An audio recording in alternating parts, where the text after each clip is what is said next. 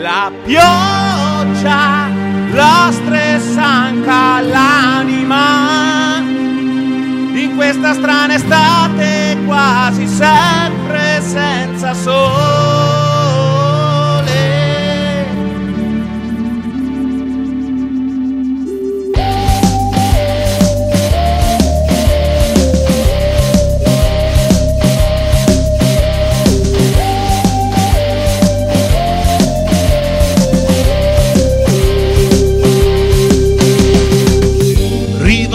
Scatta il conto alla rovescia, fra 2 mesi vo in vacanza, godo a prenotare, dai 6 anni che sparagno per andare al mare.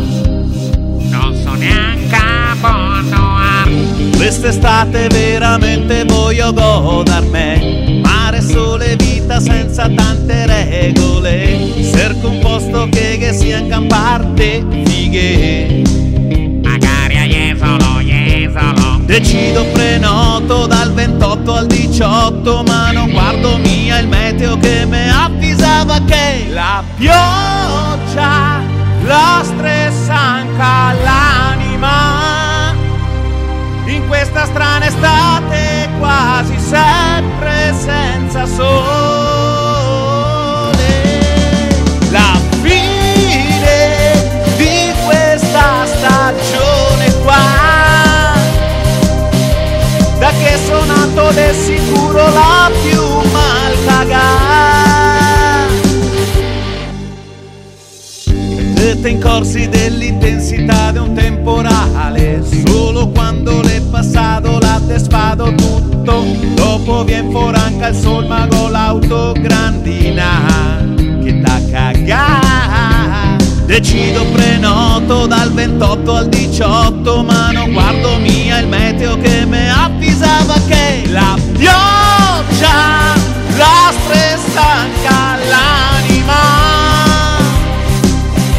in questa strana estate quasi sempre senza sole.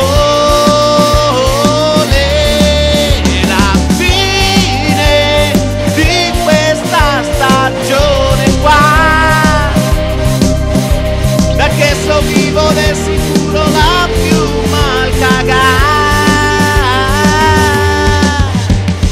Piove acqua nastro da stu gran temporalone, piove sulle vigne non fa neanche la marone, piove sui canali che è rischio esondazione, pure i dise, e piove per tutta la stagione, piove nei 20 giorni che ho fatto de vacanza, che è talmente freddo che ho sempre mal de panza, piove bastiemo pianzo sigo quasi sempre so incassato perché piombo dappertutto e mai su stu governo ladro.